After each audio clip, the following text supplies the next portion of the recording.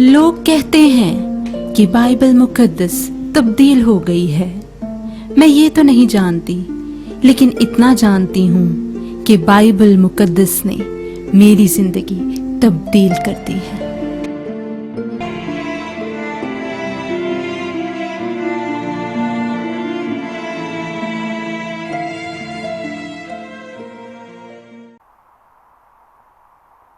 खुदावंद यीशु मसीह के अजीम पुरफजल और जलाली नाम में मैं शाइस्ता आसिफ एक बार फिर आप सबकी खिदमत में सलाम पेश करती हूँ और प्रोग्राम खुदा ने दुनिया से ऐसी मोहब्बत रखी में आप सबको दिल की गहराइयों से खुश आमदीद।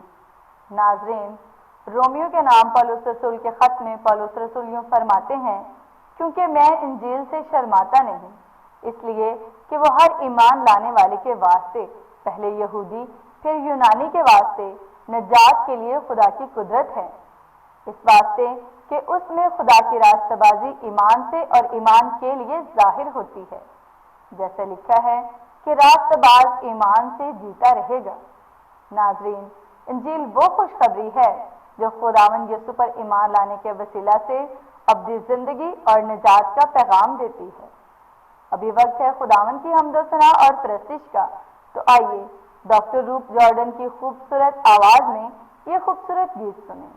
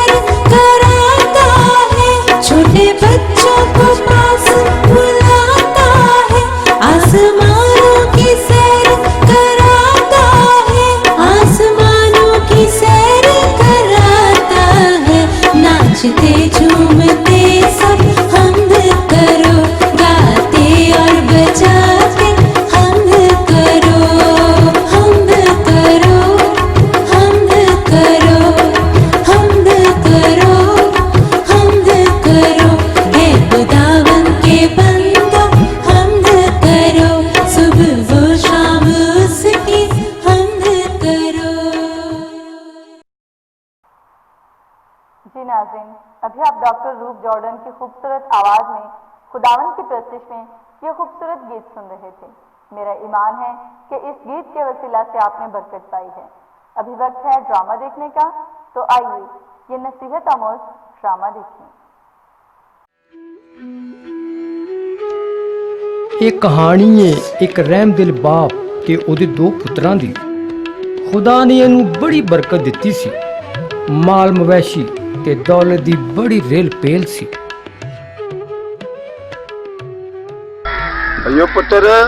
अयो पुत्र मेरी गल सुन।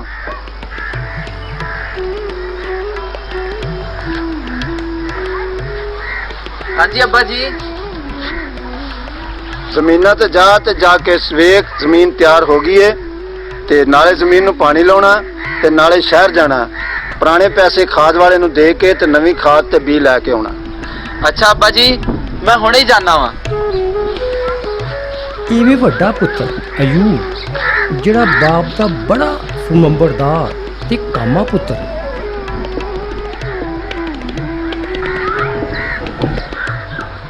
ਮੁਸ਼ਰਫ ਪੁੱਤਰ ਗੱਲ ਸੁਣ। आया अब्बा जी। जी अब्बा जी। ਤੂੰ ਬੋਰਚੀ ਨੂੰ ਸਾਰੀਆਂ ਚੀਜ਼ਾਂ ਖਾਣ ਵਾਲੀਆਂ ਜਿਹੜੀਆਂ ਉਹਨਾਂ ਨੂੰ ਦੇ ਕੇ ਤੇ ਉਹਨੂੰ ਕਹਿਣਾ ਵਕਤ ਨਾਲ ਟਾਈਮ ਨਾਲ ਖਾਣਾ ਤਿਆਰ ਕਰੇ। ਤੇ ਕੱਲ ਵੀ ਨੌਕਰਾਂ ਨੂੰ ਖਾਣਾ ਲੇਟ ਮਿਲਿਆ ਸੀ ਤੇ ਅੱਜ ਅਸੀਂ ਉਹਨਾਂ ਨੂੰ ਖਾਣਾ ਟਾਈਮ ਨਾਲ ਦਈਏ ਤਾਂ ਕਿ ਉਹ ਭੁੱਖੇ ਨਾ ਰਹਿਣ। ठीक है अब्बा जी। अब्बा जी मैनू तुहाडे नाल एक काम सी। ਹਾਂਜੀ अब्बा जी मैनू कुछ पैसे चाहिए सी। ਤੇ ਤੂੰ ਇਹ ਚੀਜ਼ਾਂ ਦੇ ਕੇ ਤੇ ਜਾ ਕੇ ਆਪਣੀ ਮਾਂ ਕੋਲ ਲੈ ਲੈ। ठीक है अब्बा जी। ਤੇ ਐਵੇਂ ਛੋਟਾ ਪੁੱਤਰ ਮੁਸਰਫ, ਜਿਹੜਾ ਕੰਮ ਨਾਲੋਂ ਜ਼ਿਆਦਾ ਦੋਸਤਾਂ ਨਾਲ ਵਕਤ ਗੁਜ਼ਾਰਨਾ ਪਸੰਦ ਕਰਦਾ ਹੈ। श्यामा जी। सलाम बेटा। माँ जी मैं बाजार जाना सी ते कुछ समान लैके आना सी ते नाले मैनू भी 5000 रुपया चाहिदा। बेटा वो करना? वो मैं यारा बेलियां ना जरा शहर नू चलना ना ते कोई चीज़ लैके आनी। अच्छा बेटा मैं हुणे लैके आनी पैसे।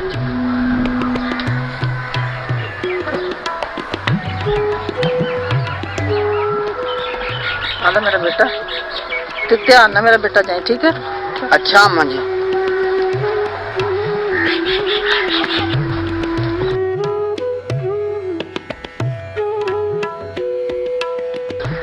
ओ आ गया मेरा यार। ओ मेरा यार, और भी की हाल आ? आया भी आया मुशरफ। किथे सी यार तुसी? इत्थे ही। ठीक ठाक यार, तू सुना? बस इत्थे ही अब्बू कोल ही होइदा घर ही। तो सुना यार मुशरफ, पैसे दा की बनया ही? बस यार दसां। ओ मुशरफ देते तेवर ही होने पैसे मिल गए। ले यार भला किवें ना पैसे लेके आंदा। आज अपन जित के आनी है। हाँ हाँ बस जित के आ। देखो यार आप पैसे लेके आए। चलो यार। चलो फिर चलिए, आज तो मौजा ही आ जाने। ਤੇ ਇਹ ਨੇ ਮੁਸਰਫ ਦੇ ਯਾਰ ਦੋਸਤ, ਜਿਨ੍ਹਾਂ ਨੇ ਉਹਨੂੰ ਭੈੜੇ ਕੰਮਾਂ 'ਚ ਪਾ ਕੇ ਉਹਦੀ ਜ਼ਿੰਦਗੀ ਬਰਬਾਦ ਕਰ ਦਿੱਤੀ।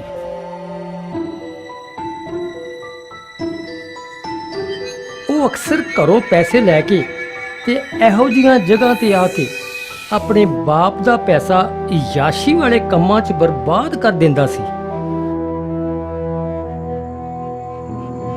ਉਹਨੂੰ ਬਿਲਕੁਲ ਇਹ ਪਤਾ ਨਹੀਂ ਸੀ ਕਿ ਉਹਦੇ ਇਹ ਯਾਰ ਦੋਸਤ, ਜਿਨ੍ਹਾਂ ਨੂੰ ਉਹ ਆਪਣਾ ਸੱਜਣ ਸਮਝਦਾ ਸੀ, ਦਰਅਸਲ ਉਹਦੇ ਸੱਜਣ ਨਹੀਂ ਬਲਕਿ ਦੁਸ਼ਮਣ ਸਨ।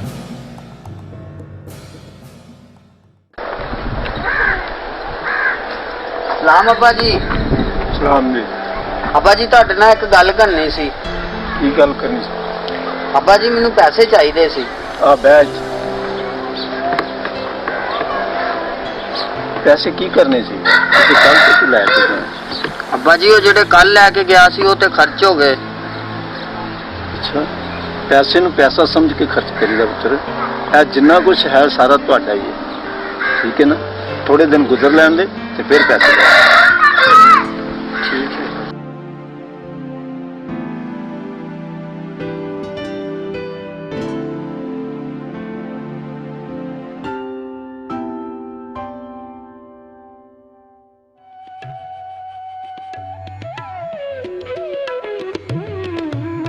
ਅਯੂਬ ਜਿਹੜਾ ਬੜਾ ਮਿਹਨਤੀ ਤੇ ਆਪਣੇ ਕੰਮ ਨਾਲ ਬੜਾ ਪਿਆਰ ਕਰਦਾ ਸੀ, ਉਹਦਾ ਜ਼ਿਆਦਾ ਵਕਤ ਖੇਤੀਬਾੜੀ ਤੇ ਆਪਣੀ ਫਸਲਾਂ ਦੀ ਦੇਖਭਾਲ ਵਿੱਚ ਗੁਜ਼ਰਦਾ ਸੀ।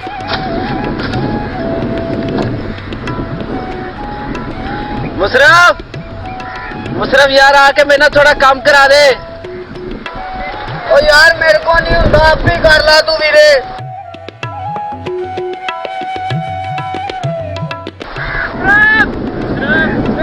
हाँ हाँ अरे यार चलिए। हाँ मैं आया।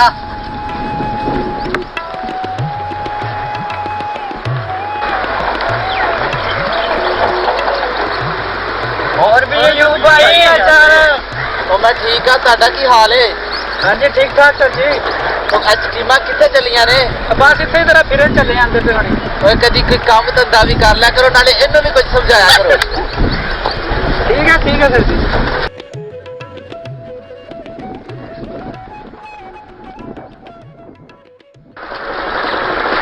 यार मुसरफ पैसे के की बने हैं? ਕੁਛ ਨਾ ਪੁੱਛ ਯਾਰ, ਅੱਬੇ ਨੇ ਪੈਸੇ ਦੇਣ ਤੋਂ ਇਨਕਾਰ ਕਰਤਾ ਤੇ ਨਾਲੇ ਕਹਿ ਦਿੱਤਾ ਕਿ ਜਾ ਕੇ ਆਪਣੇ ਵੱਡੇ ਭਰਾ ਨਾਲ ਮਰੱਬੇ 'ਚ ਕੰਮ ਕਰ। ओ यार मुसरफ छाड़ यार, रोज रोज पैसे मंगने नालों तो अपने अब्बे को अपना हिस्सा ही क्यों नहीं ला लेना? ਮੁਸਰਫ ਠੀਕ ਕਹਿ ਰਿਹਾ, ਐਵੇਂ ਕਰ। यार तो सुन मेरी गल, तू किसी तरह अब्बे को पैसे कढ़ा ला, आप डबल ते कर ही लेना। आप वड्डी गेम चलावांगे, वड्डे बाहर च जावांगे, चंगे पैसे कमावांगे। ਨਾਲੇ ਆਪਾਂ ਜੂਆ ਹੀ ਏਡਾ ਵੱਡਾ ਖੇਲਣਾ ਕਿ ਆਪਾਂ ਤੇਰੇ ਅੱਬੇ ਦੇ ਪੈਸੇ ਵਾਪਸ ਕਰ ਦਿਆਂਗੇ। ਹਾਂ ਯਾਰ ਚੰਗਾ।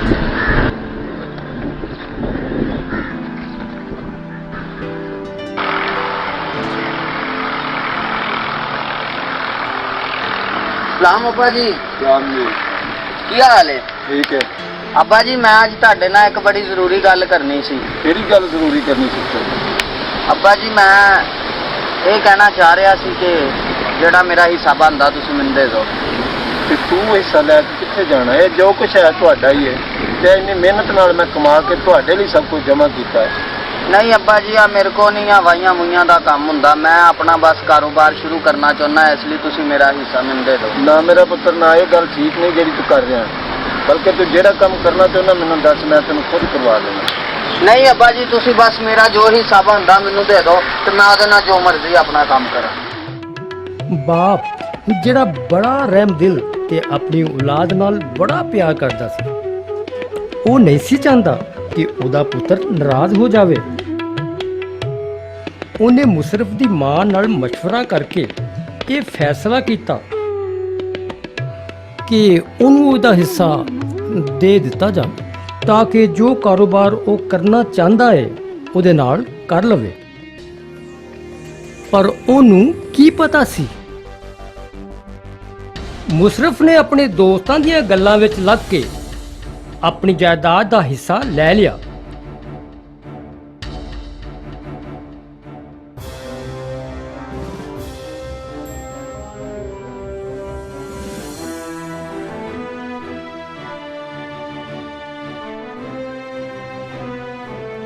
ਤੇ ਆਪਣਾ ਸਾਰਾ ਪੈਸਾ ਜੂਏ ਵਰਗੀ ਲਾਨਤ ਵਿੱਚ ਆਹਿਸਤਾ ਆਹਿਸਤਾ ਕਰਕੇ ਹਾਰ ਗਿਆ।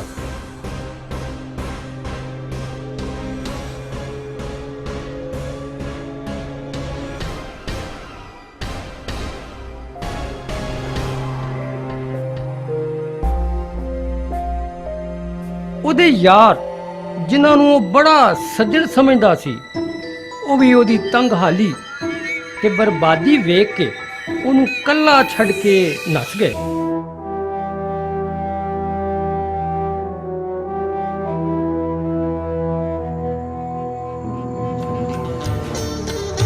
दुनिया की भीड़ में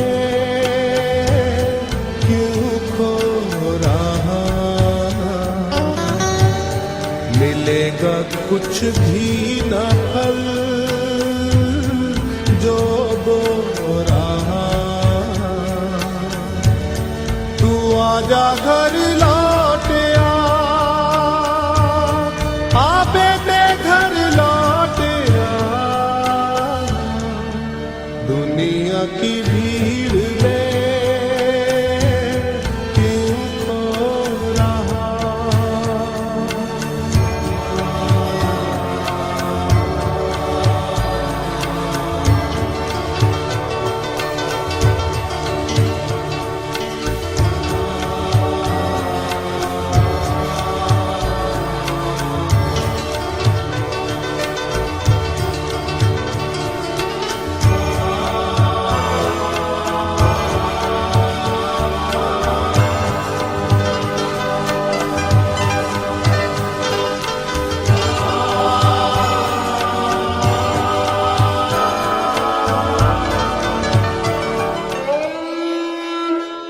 ਮੁਸਰਫ ਕੋਲ ਕੋਈ ਰਸਤਾ ਨਹੀਂ ਸੀ।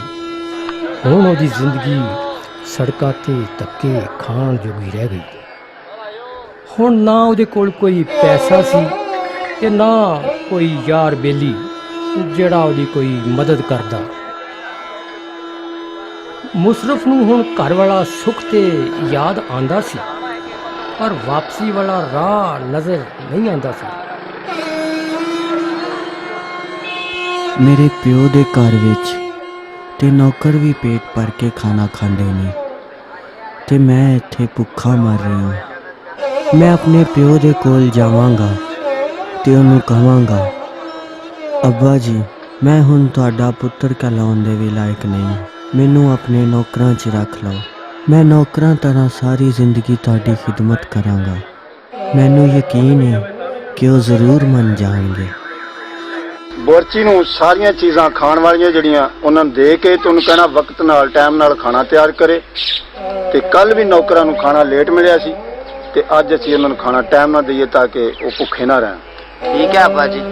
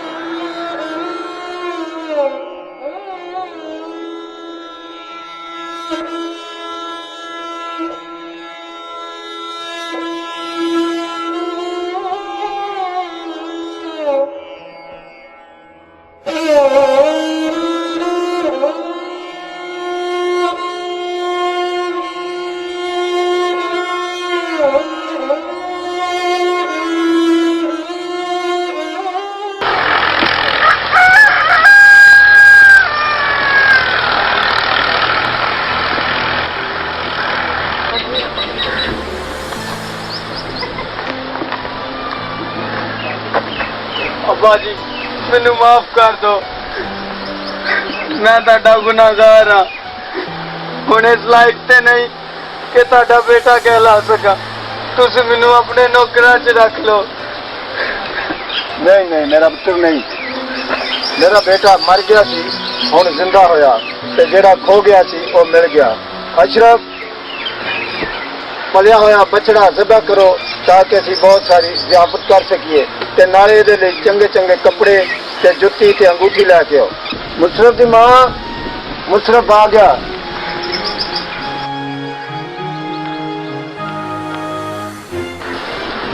मेरा बेटा कितने चले गया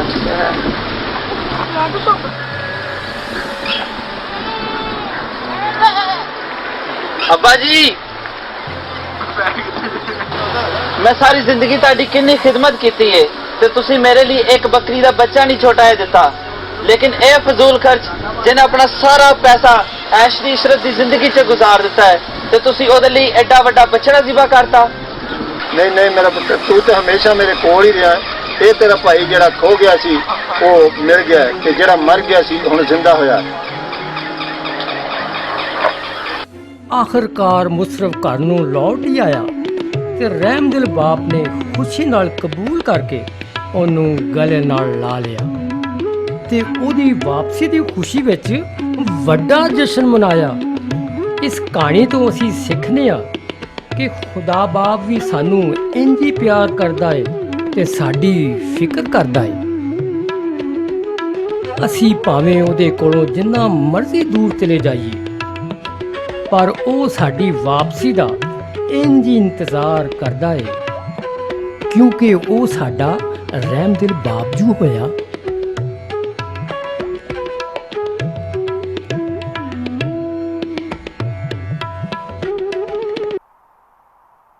नाज़रीन, अभी आप हमारा ये खूबसूरत ड्रामा देख रहे थे। मुझे यकीन है कि इस ड्रामा के वसीला से आपने ज़रूर खुदा के कलाम को सीखा है। और अभी वक्त है हमारी आज की आयत का, तो आइए केवन और उनके टीचर के पास चलते हैं जो हमें बाइबल मुकद्दस में से आज की ये खूबसूरत आयत सिखाएंगे।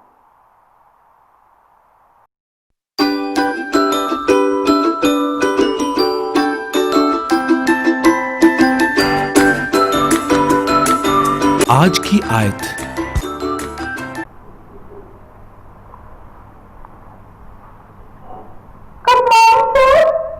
वेरी गुड मॉर्निंग कैवन और नाज़रीन, कैवन और मेरी तरफ से आप सबकी खिदमत में आदाब और प्रोग्राम आज की आयत में आप सबको खुशामदीद।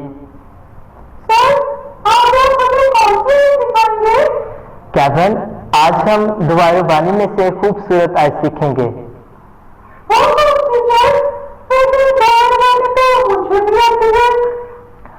हाँ कैवन, मैं जानता हूँ कि दुआए बानी सबने याद कर रखी है, लेकिन एक ओहो कैवन, कैवन जब कोई बड़ा बात कर रहा हो तो उसकी बात को काटते नहीं हैं, बल्कि ध्यान से सुनते हैं, और जब वो बात पूरी कर ले तो फिर सवाल करते हैं।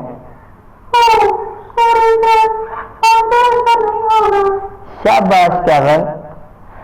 हाँ, तो मैं क्या बात कर रहा था?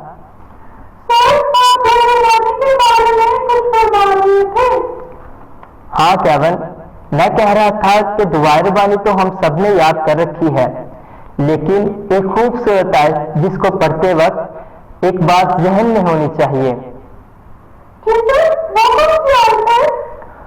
और जिस तरह हमने अपने कर्जदारों को माफ किया, तू भी हमारे कर्ज हमें माफ कर।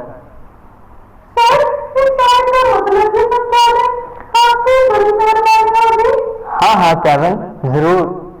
कैवन, इस आयत में हमारे निजात दहिंदा चाहते हैं कि हम अपने तमाम रिश्तेदारों, अजीजों, कारब, अपने पड़ोसियों और अपने तमाम जानने वालों को माफ करें, तभी खुदा हमारे कसूर हमें माफ करेगा। आपका मतलब है कि अगर हम दूसरों की गलतियों और कसूरों को माफ नहीं करेंगे तो खुदा भी हमें माफ नहीं करेगा। बिल्कुल सही कहा कैवन। और कैवन, ये आयत दुआए रबानी में मरकजी आयत कहलाती है और दूसरों को माफ करना ही नसीहत की पहचान है।